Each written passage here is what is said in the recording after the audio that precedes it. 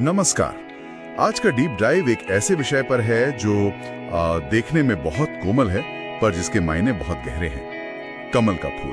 हाँ, और हमारे पास सुब्रत समादार के जुटाए हुए स्रोत हैं। बिल्कुल।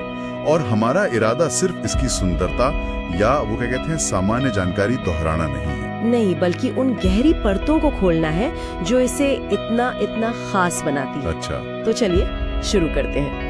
सबसे पहली और शायद सबसे जानी मानी बात, कमल कीचड़ में उगता है। हाँ। लेकिन जब खिलता है तो एकदम साफ, बेदाग। इसका वैज्ञानिक नाम भी है नेलुम्बो न्यूसीफेरा। Nelumbo nucifera. हाँ, पर मेरा सवाल ये है कि मतलब कीचड़ में तो और भी पौधे उगते हैं, और भी चीजें होती हैं, कमल ही क्यों इतना महत्वपूर्ण हो गया?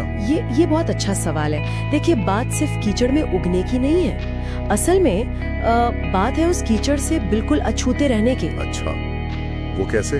कमल की पत्तियों और फूलों पर ना एक बहुत ही सूक्ष्म मोम जैसी परत होती है। तो पानी हो या कोई गंदगी वो उस पर टिकी नहीं पाती, फिसल जाती है। इसे विज्ञान में लोटस इफेक्ट भी कहते हैं। Lotus effect? हाँ, सुना है इसके बारे में। हाँ, तो शायद यहीं से वो पवित्रता, अलगाव और आत्मशुद्धि का गहरा प्रतीकवाद जुड़ा होगा। मतलब ये कि बाहरी दुनिया की उथल पुथल, गंदगी उसके बीच रहकर भी। बिल्कुल, उसके बीच रहकर भी अपनी आंतरिक शुद्धता और शांति बनाए रखी जा सकती है। ये सिर्फ एक विचार नहीं है, ये फूल की अपनी प्रकृति है। वाह, तो ये कोरी कल्पना नहीं, विज्ञान भी इसे सपोर्ट करता है। और शायद इसी गुण ने इसे अलग अलग संस्कृतियों में इतनी अहमियत दी होगी, खासकर भारत में। निश्चित रूप से।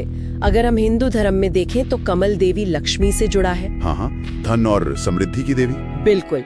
और अक्सर उन्हें कमल पर ही बैठा हुआ या खड़ा हुआ दिखाया जाता है। हाँ, सही बात है। तो ये क्या दर्शाता है? शायद यही कि सच्ची समृद्धि और सुंदरता वो मुश्किल हालात यानी कीचड़ से भी पैदा हो सकती है और अपनी पवित्रता बनाए रख सकती है। सही कहा। और इसी तरह सृष्टिकर्ता ब्रह्मा जी को भी, हाँ, उन्हें भी कमल से उत्पन्न होते दिखाया गया है। हाँ, तो ये इसे सृजन और दिव्य उत्पत्ति का भी प्रतीक बनाता है। और बौद्ध धर्म में वहाँ भी इसका महत्व है शायद। हाँ, बहुत ज्यादा।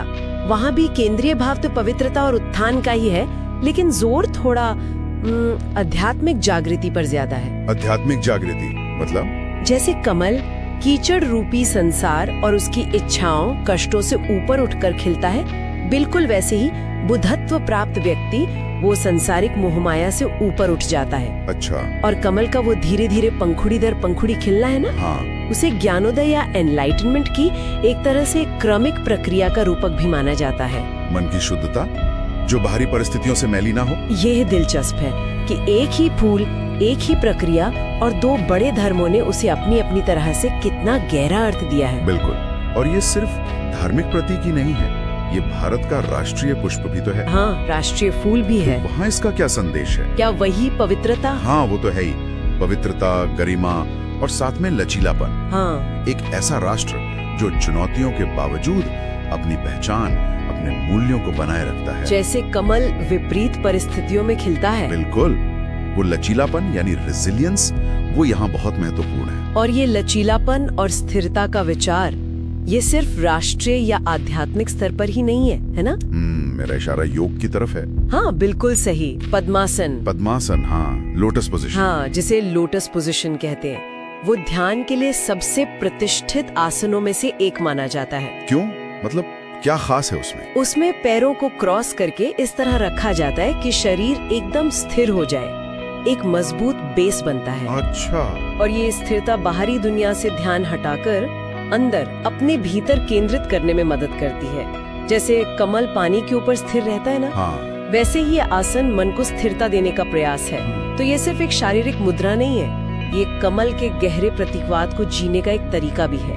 तो अगर हम सुब्रत समादार के इन सभी सूत्रों को समेटें तो सार क्या निकलता है? कमल सिर्फ एक सुंदर फूल, उससे कहीं ज्यादा है। सही कहा। ये पवित्रता का एक जीता जागता प्रमाण है जो कीचड़ से अछूता रहता है। ये लचीलेपन का प्रतीक है, मुश्किल हालात में भी सौंदर्य और गरिमा बनाए रखने का। हाँ। और ये आध्यात्मिक यात्रा का रूपक है, चाहे वो सृजन हो या समृद्धि या फिर ज्ञानोदय का मार्ग। ये दिखाता है कि कैसे साधारण या मुश्किल शुरुआत से भी कुछ असाधारण निकल सकता है। बिल्कुल। और शायद यही हमें सोचने पे मजबूर करता है। हाँ, इसे अगर हम बड़ी तस्वीर से जोड़े तो एक महत्वपूर्ण सवाल उठता है जिस पर शायद हम सब सोच सकते हैं। क्या सवाल? कि जिस तरह कमल अपने चुनौतीपूर्ण माहौल, अपने कीचड़ से निपटकर इतनी खूबसूरती से उभरता है, क्या हम भी अपने जीवन की जटिलताओं से, हाँ, अपनी मुश्किलों या अपने कीचड़ से उसी तरह उभरने, उनसे कुछ सीखने और अपनी आंतरिक सुंदरता को, अपनी पवित्रता को बनाए रखने का